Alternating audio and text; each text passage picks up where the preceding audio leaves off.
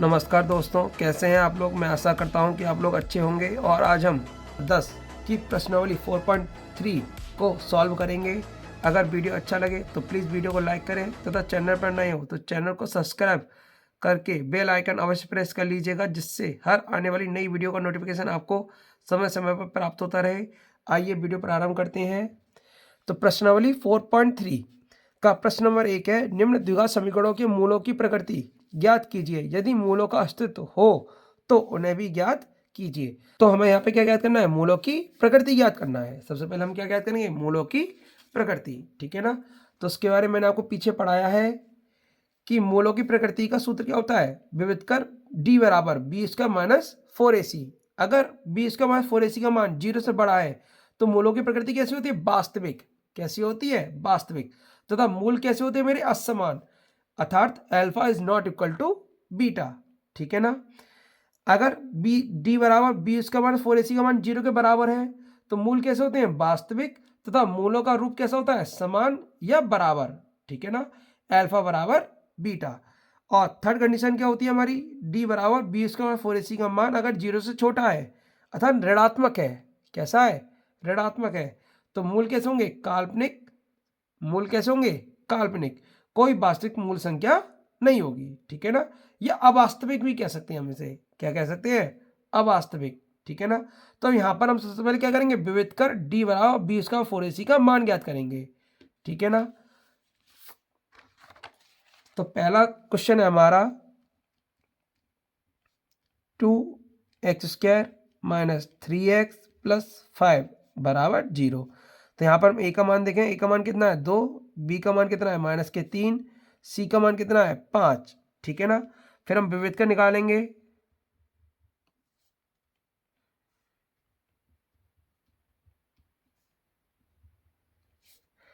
विविध कर का हमारा फॉर्मूला क्या होता है? d बराबर b² - 4ac।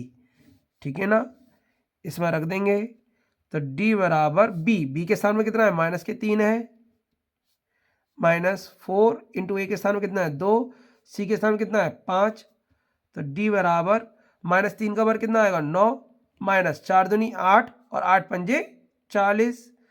तो d बराबर कितना आएगा? -31। अब आप जानते हैं माइनस वाली संख्या क्या होती है? 0 से छोटी होती है। और जब जब 0 से छोटी होती है तो मैंने अभी आपको बताया, अगर d का मान 0 से छोटा है तो मूल कैसे होते हैं? काल्पनिक होते हैं। कैसे होते हैं? काल्पनिक। ठीक है ना। और जब काल्पनिक होते हैं तो मूलों का अस्तित्व नहीं होता है। लिख देंगे अर्थात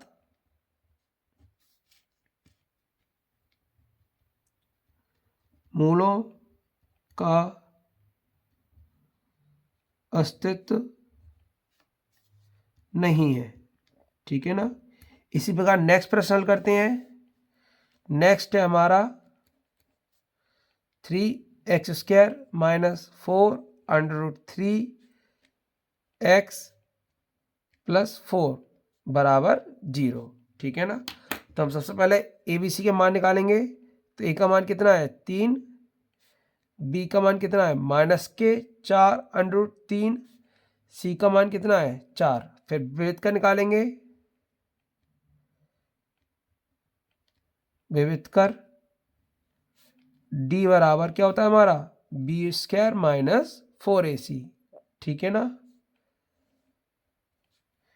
तो मान रख देंगे। d बराबर b का मान कितना है? -4√3 -4। a का मान कितना है? 3। c का मान कितना है? 4। तो यहाँ सॉल्व करेंगे तो 4 का वर्ग 16 और √3 का वर्ग कितना हो जाएगा? 3 माइनस 4 चौक 16, 16 तिया 48। ठीक है ना।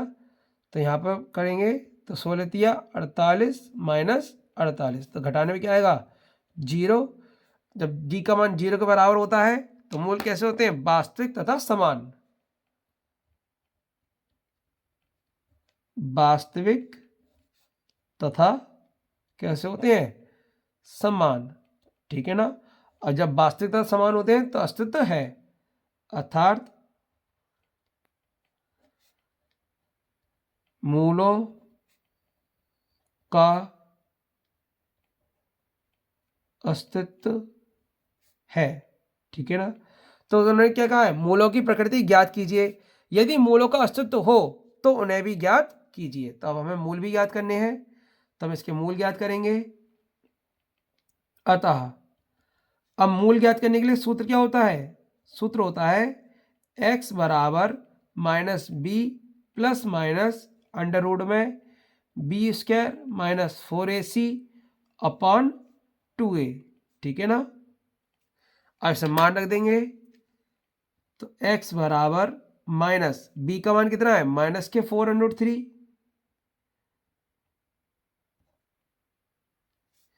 प्लस माइनस अंडर रूट में बी स्क्वायर 4ac का तो हम अभी निकाल के आए, कितना आया था हमारा? 0 बटे 2a। तो a के स्थान में कितना है हमारा? 3, तो 2 इंटू 3। तो x बराबर ऊपर प्लस माइनस माइनस क्या हो जाएगा? प्लस 4√3 और नीचे 0 है तो 0 तो हट जाता है, 0 को चाहे आप जोड़ो चाहे घटाओ वही संख्या आती है। ठीक है ना? तो 3 दूनी 6, अब ये 2 से कट जाएगा, 2 दूनी 4, 2 तिया 6। ठीक है ना? अब 3 ये बचेगा 2√3 अपॉन 3। तो मैंने आपको बताया था 3 है तो √3 से 3 कट जाएगा कितनी बार? √3 बार। एक्स बराबर क्या आ गया? 2 अपॉन √3। ठीक है ना? क्यों कट गया? क्योंकि आपको याद होना चाहिए, क्योंकि हम 3 को क्या लिख सकते हैं? √3 इंटू √3 लिख सकते हैं। ठीक है ना? अब मूल कैसे हैं? समान है, तो दोनों मूल क्या होंगे हमारे? अर्थात मूल बराबर क्या होगा? 2 अपॉन √3 कॉमा 2 अपॉन √3। ठीक है ना? दोनों मूल क्या होंगे? समान होंगे। ठीक है ना? इसी प्रकार नेक्स्ट प्रश्न सॉल्व करते हैं। नेक्स्ट प्रश्न है हमारा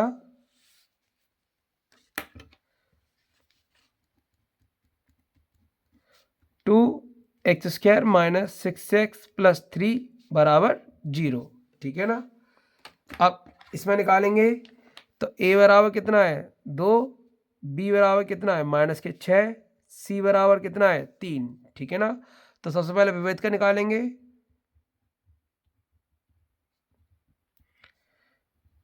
विभेद कर d बराबर क्या होता है? b² minus 4ac। ठीक है ना?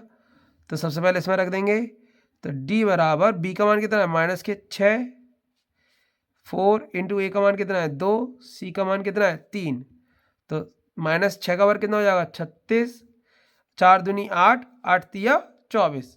तो घटाएंगे तो कितना बचेगा? 12। 12 0 से बड़ा है, तो जब d का मान 0 से बड़ा होता है तो मूल कैसे होते हैं? वास्तविक तथा असमान।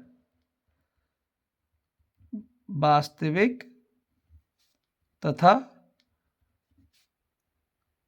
असमान मतलब अलग अलग होंगे, मतलब alpha is not equal to beta.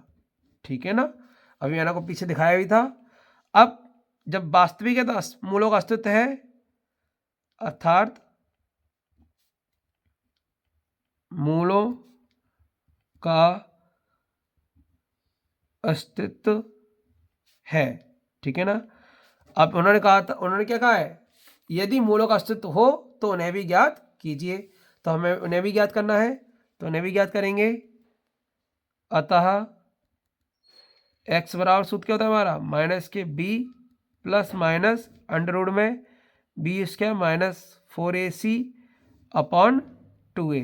तो मान रख देंगे x बराबर माइनस b का मान कितना है? माइनस के 6 प्लस माइनस अंडर रूट में b² माइनस 4ac अभी निकाल के आए, कितना है हमारा? 12 अपॉन 2a। तो a का मान कितना है? 2। ठीक है ना? तो x बराबर माइनस माइनस क्या हो जाएगा? प्लस अंडर रूट में 12 को तोड़ेंगे, 4 इंटू 3 लिख सकते हैं हम 12 को, और यहाँ 2 दूनी 4। ठीक है ना? 6 प्लस माइनस, अब देखो 4 किसका वर्ग होता है? 2 का होता है, तो 2 बाहर आ जाएंगे, और 3 किसी का वर्ग नहीं होता, 3 का रहेंगे अंडर रूट के अंदर। ठीक है ना? बटे 4। तो यहाँ ऊपर 2 कॉमन दिख रहा है, तो 2 कॉमन ले लेंगे, तो 2 से कॉमन लिया तो 2 का भाग 6 में लाएंगे, कितनी हो जाएगा? 3 बार, प्लस माइनस यहाँ से 2 कॉमन कट जाएंगे, कितना रह जाएगा? अंडर रूट 3 बटे 4। तो 2 से 4 कट जाते हैं 2 बार, तो x बराबर क्या आ गया आपका? 3 प्लस माइनस √3/2, ठीक है ना। अब अर्थात लिख देंगे, अर्थात मूल क्या गए हमारे 3 + √3/2, 3 - √3/2, ठीक है ना। उम्मीद करता हूँ आपको ये समझ में आ गया होगा। अगर किसी प्रकार का डाउट हो तो आप मुझसे कमेंट करके पूछ सकते हैं। अगर आप लोगों ने इससे पहले का वीडियो नहीं देखा है तो आप अनलॉक स्टडी विद आंसर के प्लेलिस्ट में जाकर देख सकते हैं। फिर मिलते हैं एक और वीडियो में, तब तक के लिए धन्यवाद। जय हिंद।